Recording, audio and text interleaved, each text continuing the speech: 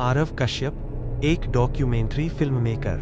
मेरा काम है खो चुकी कहानियों को वापस जिंदा करना। लेकिन मेरी जिंदगी की सबसे बड़ी भूल थी काला गुफा के रहस्य पर डॉक्यूमेंट्री बनाना। बुलावा। सब कुछ एक ईमेल से शुरू हुआ। कोई नाम नहीं, बस एक अटैचमेंट, एक पुराना नक्शा जिसमें एक पहाड़ी इलाके में एक गुफा चिन्हित थी।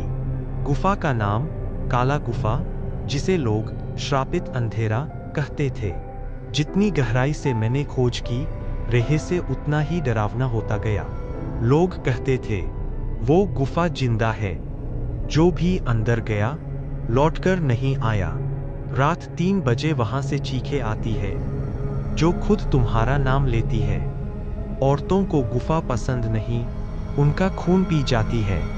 एक स्थानीय बाबा ने कहा, बेटा, कुछ जगह ऐसी होती है जहां वक्त थम गया होता है, लेकिन वहां मौत चलती रहती है।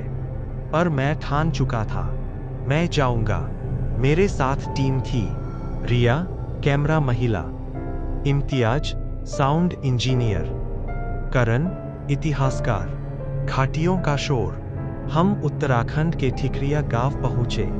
वहां के लोग हमें देखकर चुप हो जाते थे, जैसे कोई पुराना जख्म फिर हरा हो गया हो।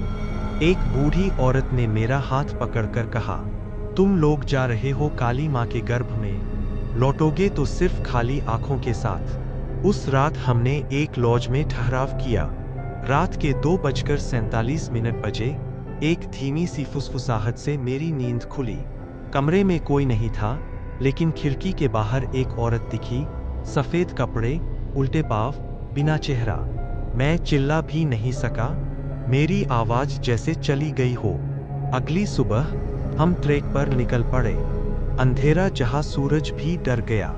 काला गुफा एक खड़ी चट्टान के नीचे छुपी हुई थी। जीपीएस वहां काम नहीं करता और कंपास उल्टा घूमता था।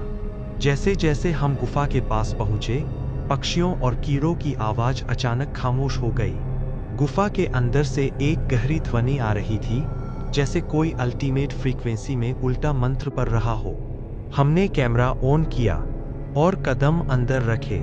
गुफा का अंदरूनी हिस्सा जैविक लग रहा था, जैसे दीवारें सांस ले रही हो। एक जगह लिखा था, तुम उसे नहीं जानते, लेकिन वह तुम्हें पहले से जानता है। करण बोला, यह गुफा वैदिक पूर्व काल की है, शायद 10,000 साल पुरानी। शायद यहाँ किसी देवता को जमीन में जिंदा दफनाया गया था। तभी रिया चिल्लाई, किसी ने मुझे छुआ। हमने कैमरा घुमाया, कुछ नहीं था, लेकिन फुटेज में एक धुंधला चेहरा था, उल्टी आंखें, गुस्से से भरा। समय का फंदा। जैसे ही हम अंदर गए, सब अजीब होने लगा। हम लगभग 2 घंटे से अंदर थे, लेकिन घड़ी में सिर्फ 12 मिनट ही बीते थे। हमने पीछे मुड़कर निकास खोजा, मिल ही नहीं रहा था। गुफा ने अपना नक्शा बदल लिया था।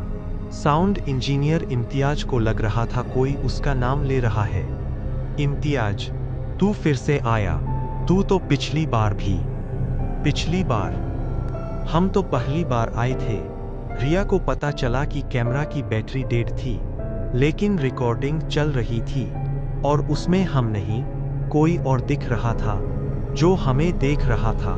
खून का भोग। हम एक चैम्बर में पहुंचे, जहां दीवारों पर ताजे खून से बने इंसानी हाथों के निशान थे।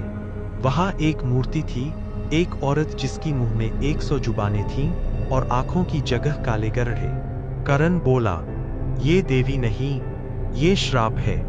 एक प्राचीनतम भोगिनी, जो हर सोल्स्टिस पर एक आत्मा का भोग लेती है। तभी छत से एक इंसानी हाथ गिरा, ताजा, गर्म। रिया की आंखों से खून बहने लगा। वो बोली, मुझे याद आ गया, मैं पहले भी यहाँ थी। उसने मुझे बुलाया था। मैं उसकी हो चुकी हूँ। रिया हमारे पास से चली गई, मूर्ति के पास पहुंची और बिना किसी जोर के खुद ही अपना गला काट लिया। गुफा हंसी, मुंह खुल गया। इम्तियाज घबरा कर भागा। हम उसके पीछे भागे, लेकिन वह गायब हो गया। एक दीवार पर हमने देखा, हम तीनों की परछाई थी। लेकिन इम्तियाज की परछाई हिल रही थी और उल्टी थी। करण का मानसिक संतुलन टूट गया। वो बस बड़बड़ाता रहा, मैं वापस गया, लेकिन वक्त ने मुझे खा लिया। उसने अपने पैर तोड़ लिए ताकि भाग ना सके। अब मैं अकेला रह गया था। हर तरफ सिर्फ अंधेरा। हर सांस में लगता था कोई और भी सांस ले रहा है मेरे साथ। और फिर मैंने खुद को देखा, दर्पण जैसे प्रतिबिंब में, लेकिन उसकी आंखों में गुफा के दर्शन थे। उसने कहा, तेरे अंदर वो सब यादें हैं जो तूने भूलने की कोशिश की थी। तू अब खुद अंधेरा बन चुका है। आरव। उपसंहार, काला गुफा की आखिरी सांस। वो डॉक्यूमेंट्री कभी रिलीज नहीं हुई। जो फुटेज मिली वो नामुमकिन थी। उसमें एक ही इंसान बार बार था, मैं। अलग कपड़ों में, अलग समयों में। जैसे मैंने 100 बार वहां लौटने की कोशिश की हो और कभी बाहर ना आया हो। आज भी लोग कहते हैं, काला गुफा एक श्राप नहीं, एक जीवित स्मृति है जो तुम्हारे सबसे गहरे डर को जिंदा करती है। एक बार अंदर चले जाओ तो तुम्हारी नकल बाहर आ जाती है, लेकिन तुम नहीं। पोस्ट नोट 2025 उदास स्माइली। मुझे एक नया ईमेल आया। विषय, क्या अब भी तुम वो फुसफुसाहटें सुनते हो? अटैचमेंट, मेरी खुद की एक तस्वीर जो मैंने कभी ली ही नहीं। पृष्ठभूमि में काला गुफा।